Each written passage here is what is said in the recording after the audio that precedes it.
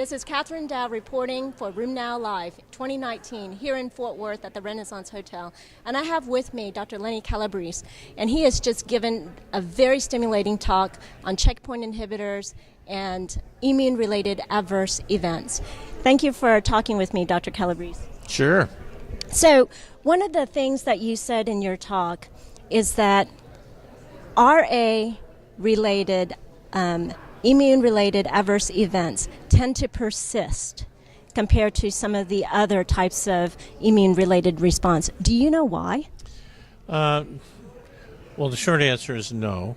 But the observations are is that in every organ system, there's an inflammatory phase, and if the drug is withdrawn or treated successfully with short-limited glucocorticoids or TNF inhibitor, like for colitis and skin and endocrine, the inflammatory phase will stop.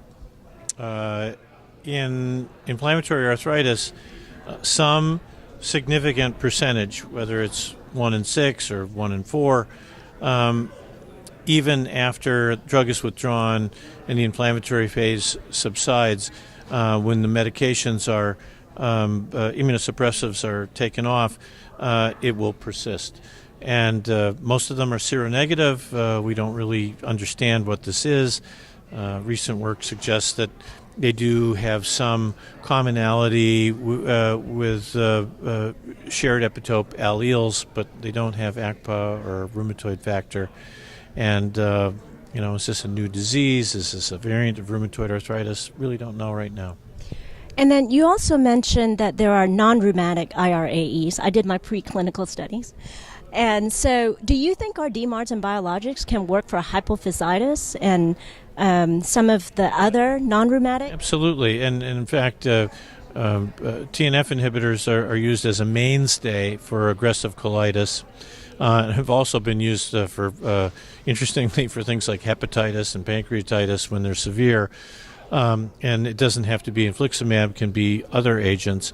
There are small but a growing body of data using IL-6 inhibitors, particularly with musculoskeletal inflammatory conditions. They seem to be well tolerated.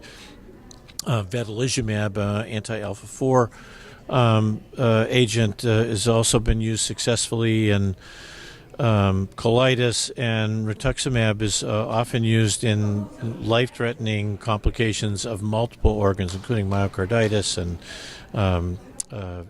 severe skin disease and beyond. Whether JAK inhibitors or other targeted agents, anti-IL-17s, there's a lot of nervousness because we don't have robust safety data nor efficacy data.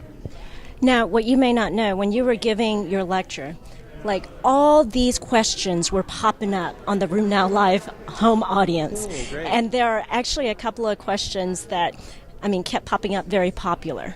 And the first one is, do you think that we can get the FDA to approve the indication of some of these biologics for checkpoint inhibitor iRAEs? And should they be considered like a whole new entity and have their own ICD-10 code? I think that is definitely on its way because, how do you code these people? They're inflammatory arthritis. That's how it comes about.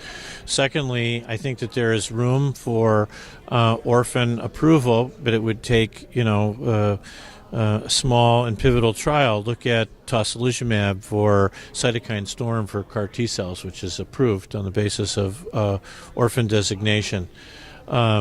None of that exists right now, and as it is in rheumatology, only now is there the beginnings of very strong collaborative efforts, both within the United States and internationally. And I'll tell you that at EULAR this year, the EULAR will be rolling out their guidelines for management of rheumatic iRAEs. So I think that'll be very welcome.